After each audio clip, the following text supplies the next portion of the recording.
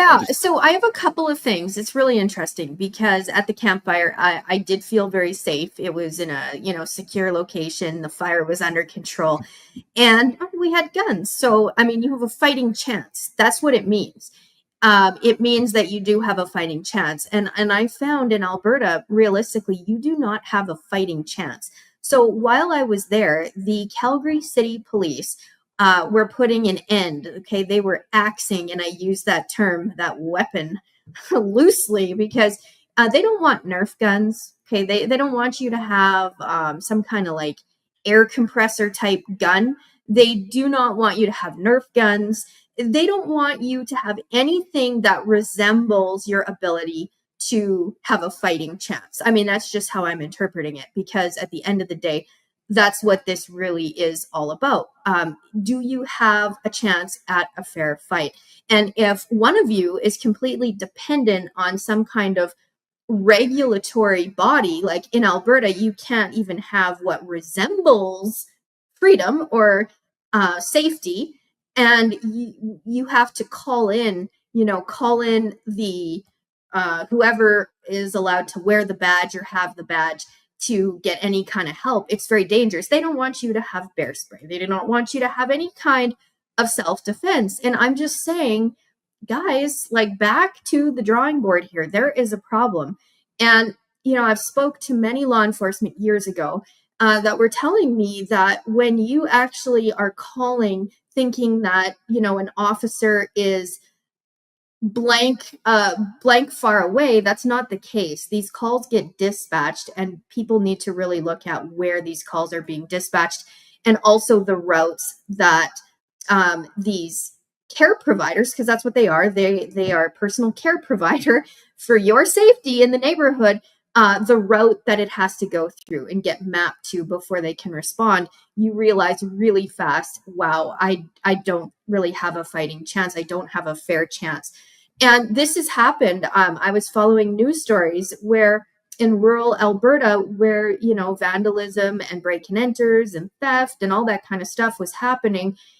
There were instances where a husband had to protect his wife or protect his family.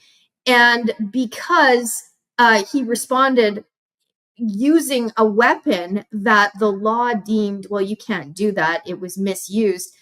And he's like, no, I'm just trying to protect my wife from being raped. It didn't hold up. And in some cases, it can cost you everything. It can cost you, your farm, which if you look at it from another angle, that could also be, well, that's a land grab, right? That's, his land was grabbed. It was taken away.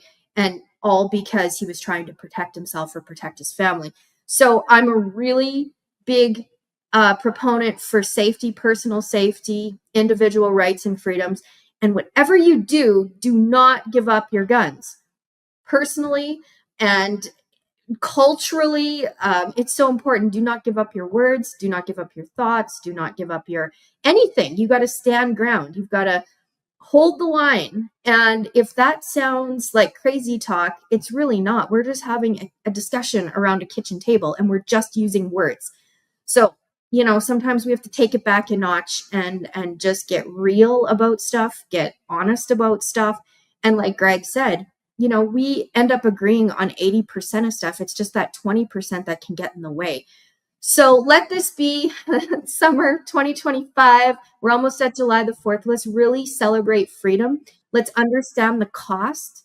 Let's understand and reconnect and think about, the spirit of those individuals that went ahead, that fought the good fight and what they were fighting for. And that is today. That is exactly where we are. So I know I'm a little repetitive today, and I'm really just bringing it back home and trying to keep it really localized around a fire and the urgency of hitting the reset button and the coming together and, just take the time and talk and have these discussions. And that was the first time I met Sheriff Lamb actually was around the campfire.